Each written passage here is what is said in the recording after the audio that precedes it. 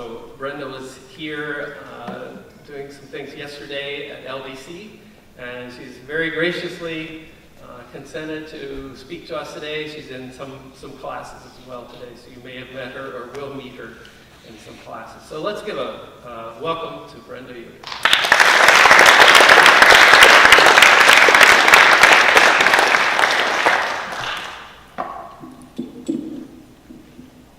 So when I was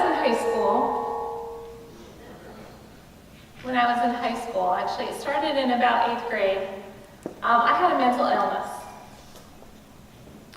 I somehow thought that if I were thin enough, then no one could reject me.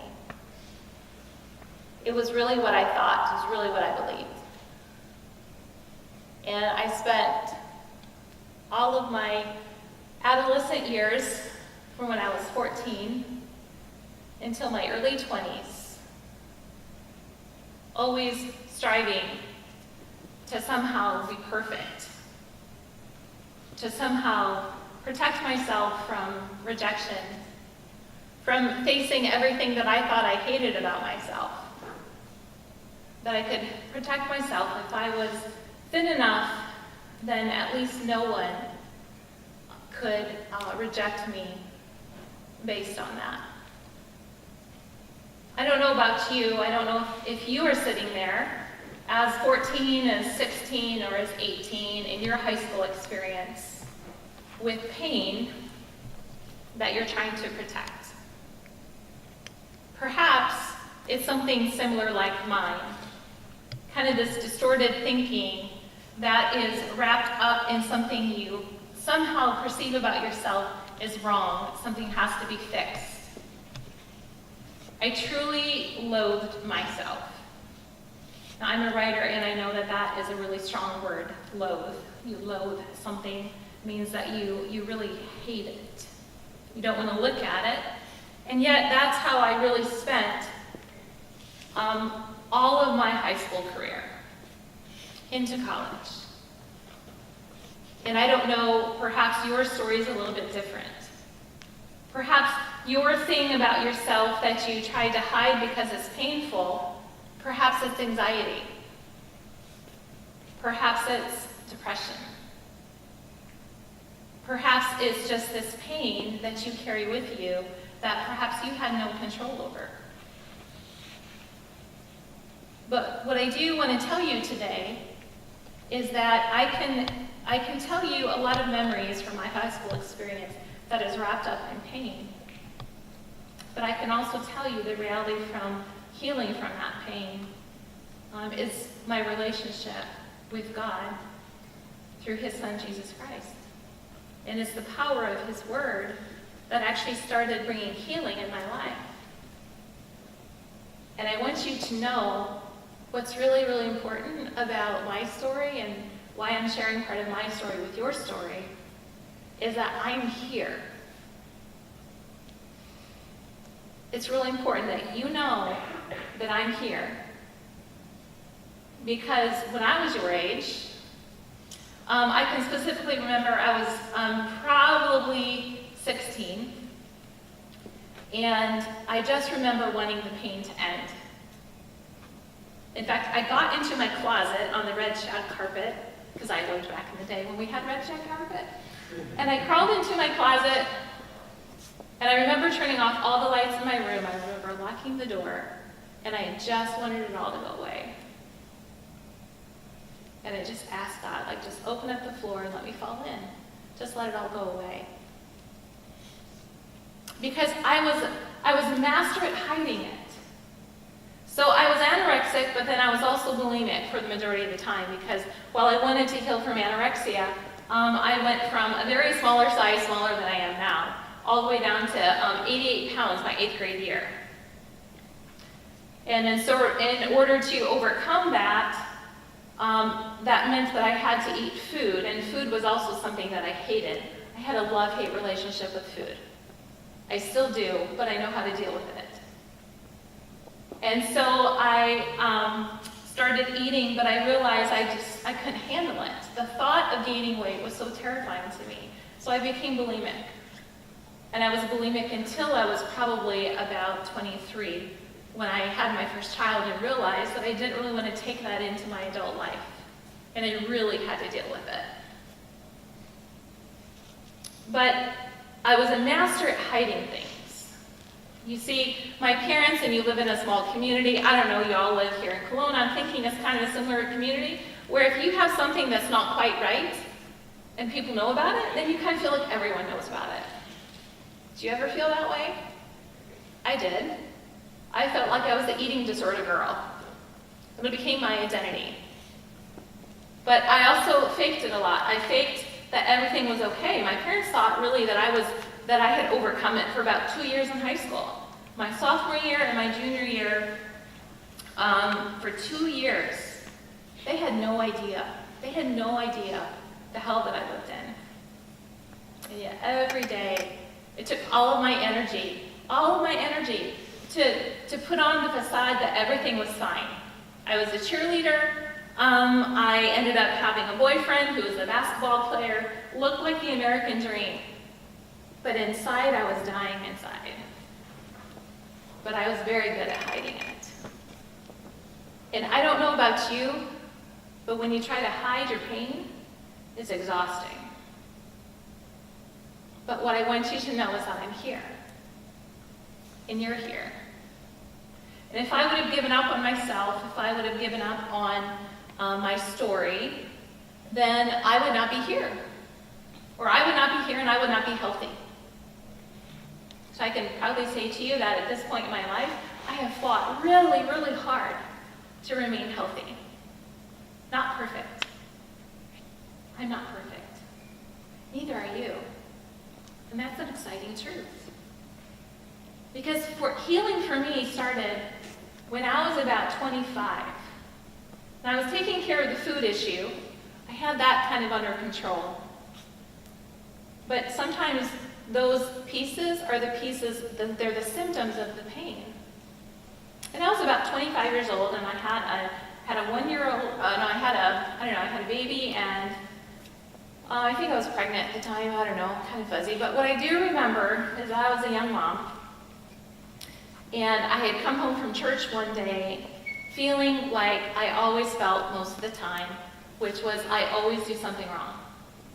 Like, I just always do something wrong. And there's just something about me. Why can't I ever quite fix that thing that's wrong with me? I don't know if you ever feel that way. And again, I went down to the farthest level of our home. I went down to the basement. It was musty. It was smelly. I laid on the old couch that we had that was our parents' that was green. This was back in the day when green couches weren't in anymore. And I laid on the green couch and smelled that musty smell. And I just remember crying out to God, like, God, why did you make me this way? I was so angry. I was so tired. So tired of trying to fix myself. And I heard it somehow. I don't know how the Holy Spirit speaks to you, but to me it's just kind of like, I don't know, this voice talking back to me in my soul, saying, I did make you that way. And it said, I know everything about you, Brenda. And I didn't make a mistake. I perked up. And I said, what do you mean, God? Like, this thing is so ugly. This part about me is so ugly. People always reject me, and I can never quite be like other people, and why did you make me this way? And he said, you're exactly right. I made you that way. I made you with that piece about you that isn't quite perfect, and sometimes it's a weakness. But I also made you with strengths, too. I made you as a whole person. And it's not a mistake. I knew that. And I love you with what you think is bad alongside the good. And that conversation started changing my life and started really healing, not the food issue, not the weight issue, but the soul issue. And I want to encourage you with that today. You see, I'm here, and I'm here having fought a lifetime to be healthy because part of the healing started when I realized that there was nothing about me I had to fix. That God created all of me. The parts that are my strengths that I tend to not look at. Why? Because I'm so busy looking at what needs to be fixed. Do you think that there's things about you that need to be fixed that you're always tend to be looking at? And we spent all of our energy trying to fix that. Do you know how I literally spent all of my high school career trying to make myself thin? I was thin, and it took all of my mental energy to figure out to count the calories every day to figure out that I had to be under a certain amount of calories so that I didn't gain 1 pound. That took all of my mental energy. Took all of my mental energy every single meal to try to figure out what I could eat. And if I did eat that one thing that crossed the line, I spent the rest of the day trying to figure out where the bathrooms were so that I could purge it from my body. That's exhausting. And I just want to ask you, perhaps you're struggling with something. Perhaps you're struggling with something. Perhaps you're struggling with, you know what, I have to admit it. I had a mental illness. You see, eating disorder became my identity. But what I've also learned over time is that it wasn't my identity. It was part of my story. It was part of my story that I had to look at, and I had to say, that's right, it's part of my story, it's part of my reality. Maybe part of your story is that right now, perhaps you are struggling with some anxiety. Perhaps you're struggling just with a lot of insecurity. Add social media on top of that, and it seems like it never goes away. Perhaps you're struggling with anger at someone who has hurt you. And you know you're supposed to forgive, but forgiveness doesn't come all that easy. What I want you to know that whatever it is that you're struggling with, whatever it is that you perhaps look at and fixate on, and you put all your energy into that trying to fix it, I want you to know that God created you that way. He comes alongside you, and that healing starts when we realize that we're a whole person. The good, the bad, and the ugly. And so part of that healing starts in starting to embrace and understand the things that make us a whole person. And so we're going to actually do that right now. So what I want you to do is that I want all of you to take out a piece of paper and a pen if you have one, but if you don't, we have some for you. So we're going to pass out some paper and some pens. And when you get your paper, what you can start with is drawing a circle. Okay, so take some pens and pass them on. Take on some paper so that all of you have paper and pen. All right, so everyone who has paper should have a circle on it. This is you. You're a whole person. Do you know that your skin is your boundary? Your skin is your boundary that holds everything inside.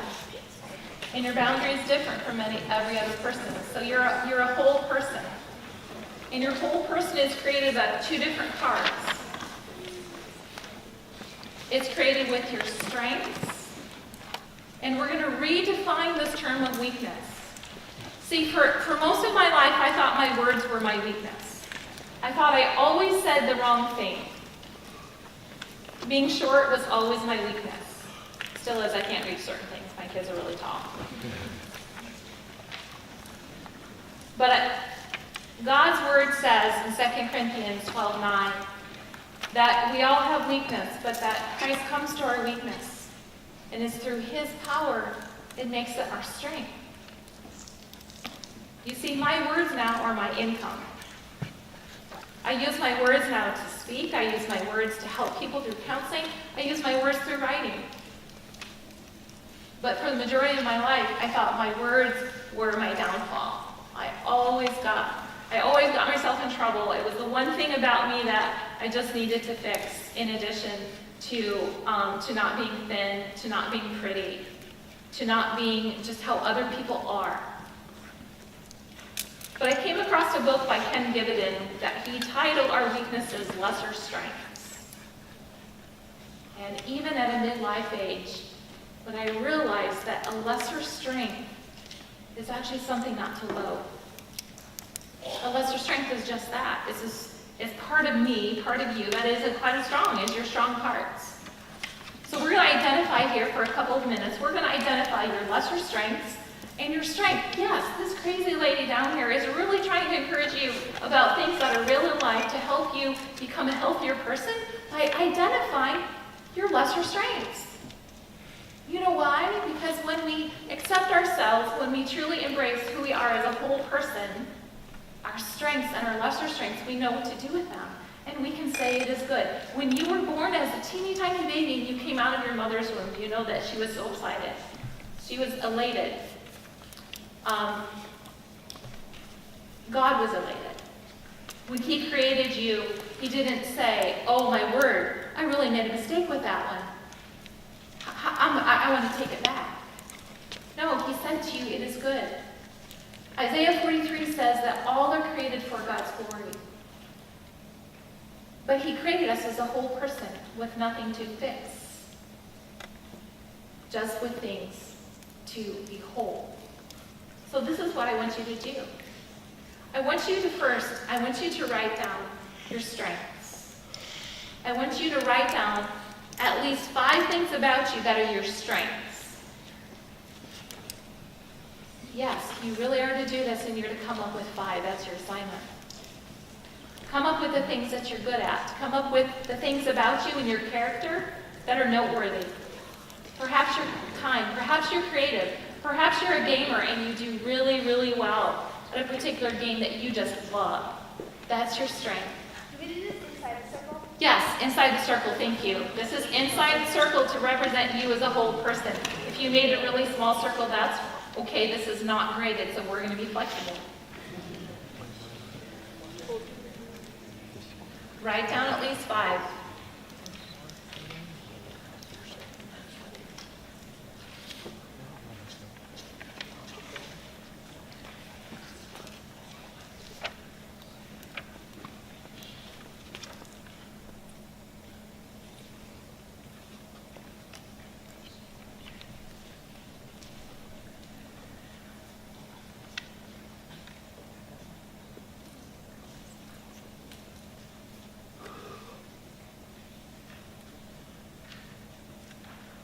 If you're having a hard time coming up with 5, lean over to the person next to you and say, what's one of my strengths?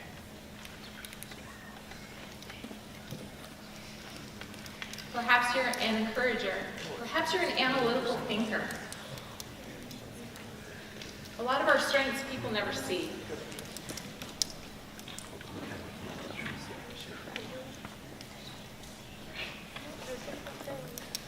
If you're having a hard time coming up with 5, I just want you to know that another principle about accepting yourself as a whole person is that you give yourself grace.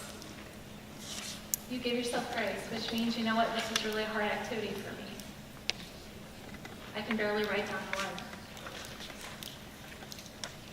So you give yourself grace, and you say, today I can just do 1. And maybe next week or in a month from now, I can write down 2. So you give yourself grace. Grace is undeserved kindness. And Jesus is our model for grace. That's what he gives us. He gives us grace, undeserved kindness. All right, do y'all have 5 down? Okay, so now we're going to do something really crazy. This counselor is going to make you write down 5 of your lesser, sorry, not 5, we don't ever do equal. I want you to write down 3 of your lesser strengths. 3 of your lesser strengths. Write down 3. Inside the circle? Inside the circle, yes, because this is your whole person. 3 of your lesser strengths, aka what you or other people might seem as a weakness. Perhaps people say you're too loud, perhaps people say you're too quiet. Perhaps you've always thought that you're not good at XYZ. My lesser strengths sometimes can be my words. I can be really impatient and I struggle with anger. Those are 3 of my lesser strengths.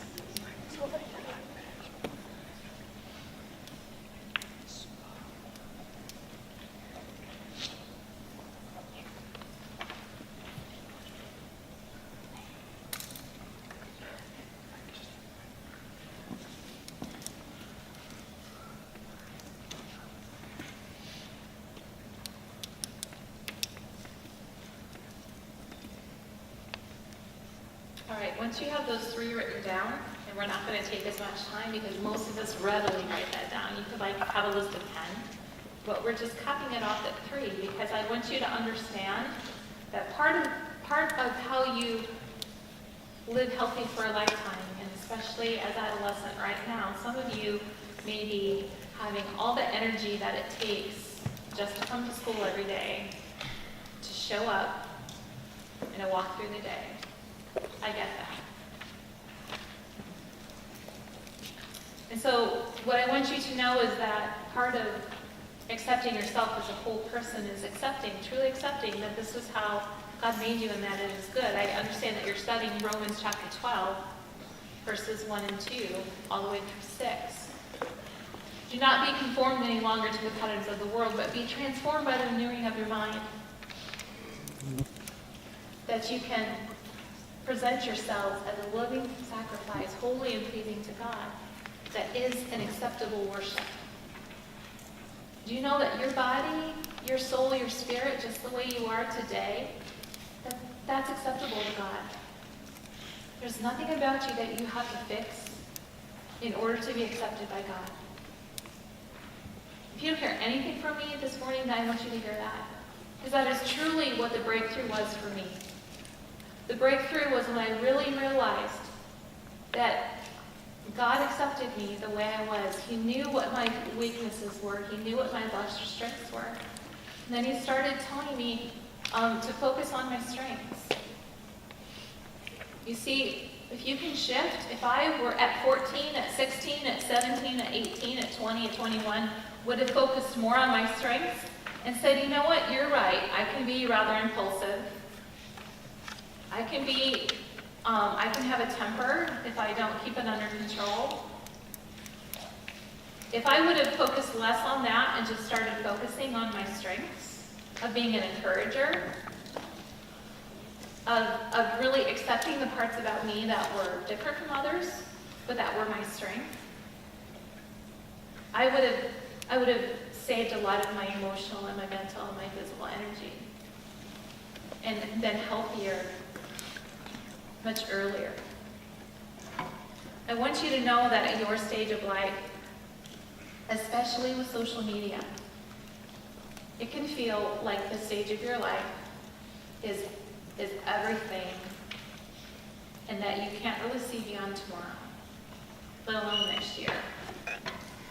But the Instagram life is not the real life. Snapchat, it's not real life. But yes, it is created as real life, because that's where I spend most of my time. But I want you to know that 2 years from now, 4 years from now, 30 years from now, where you are in your story is not going to be here today. But investing in yourself today by accepting yourself, and when the stuff on social media tends to just crash in on you because you see that everyone else has everything together and you're not, then you give grace to yourself. When people put on you something that's not yours to accept about who you are, then you can stand inside your circle and say, this is all of me, and I accept myself because this is how God made me, and I'm acceptable to Him, and I give myself grace. Grace also looks like this. If you were trying to overcome something, I understand that. See, eating disorder was part of my narrative, but it does not define me. If you have anxiety or you have depression, or you have part of your story that maybe you hang as a label on yourself, that does not define you. It's part of your story. And it's a part of your story that will continue to heal. But be here and be here tomorrow and show up again the next day and the next day. Because eventually you'll be where I am. You'll be an old middle-life lady or a man, probably with a family and a job that you enjoy, and you will have made it. I made it. And you're going to make it. I really want you to know that you're going to make it. Because when I was in your place, I didn't think I was going to make it. So I'm going to pray here, and I just want you to know that You are a whole person that is imperfect, but also filled with a lot of good. And God sees you, and He's going to carry with you, and whatever it is you're struggling with is not your identity. Your identity is who you are as a whole person, all of you, in a relationship with the God who created you. Let's pray. Father, I just thank you so much for everyone who is here. I thank you for their stories. I thank you for the stories that you are writing, not just today, but the story that you are continuing to write in the future. That you know the ending and you know every part of the journey along the way. I thank you for creating everyone here as a whole person. And that as they have been able to identify not only their strengths, but their lesser strengths, that you would just give them the grace to accept themselves as they are. And that you would put people in their lives to speak truth into their life and encouragement. But they would also know that you are right there with them. And that you will not leave them or forsake them. I ask that you would make something from this message personal to everyone who's here. And as they walk away from it, Father, that you would continue to work your strength in their weakness. And that you would give them the grace to be able to look at their strengths. And that they would be invested in themselves, not just today, but also tomorrow and the next day. And that you would just let them know that you are right with them, always. And that you have a plan and a hope for their future. We pray all of this in the name of your Son, Jesus Christ. Amen.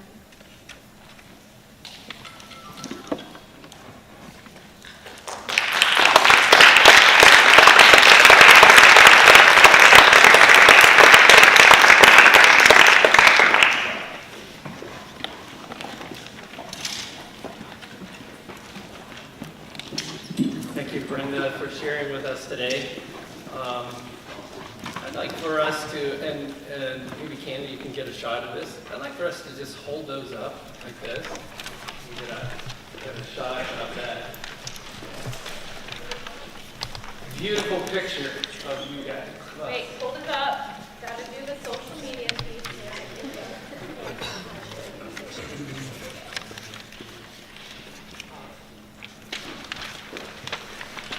Go know that you are accepted